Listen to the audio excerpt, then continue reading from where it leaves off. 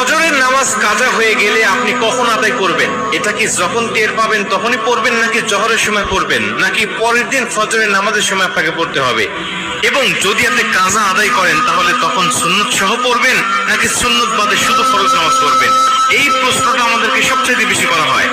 আমরা জানি পবিত্র কোরআন সূরা নিসা 103 নম্বর আয়াতের শেষের অংশে আল্লাহ পাক বলছেন, ইন্নাস সালাতা কানাত আলাল মুমিনিনা কিতাবাম মাওকুতা। আমি আল্লাহ তোমাদেরকে নির্দিষ্ট সময়েই নামাজকে ফরজ করেছি। নামাজ নির্দিষ্ট সময়ে ফরজ, কিন্তু আপনি নির্দিষ্ট সময় যদি না পড়তে পারেন কোনো জরুরতের ক্ষেত্রে, তাহলে আপনি কি করবেন? যেমন আমরা জানি ফজরের নামাজটা কখন পড়তে হয়? সুবহে সাদিক থেকে সূর্য উদয় পর্যন্ত, এটুকু ফজরের নামাজের সময়। এর পরবর্তীতে পড়তে গেলে আপনাকে কাজা পড়তে হবে। আমরা জানি নবীজি সাল্লাল্লাহু আলাইহি ওয়াসাল্লাম বলেছেন, তিনটা সময়ে নামাজ পড়া আল্লাহ পাক হারাম করে দিয়েছেন। এক নম্বরে সূর্য উদয়ের সময়, দুই নম্বরে সূর্য যখন একেবারে ঠিক মাথার উপরে থাকে, হেলে যতক্ষণ না যায়, এবং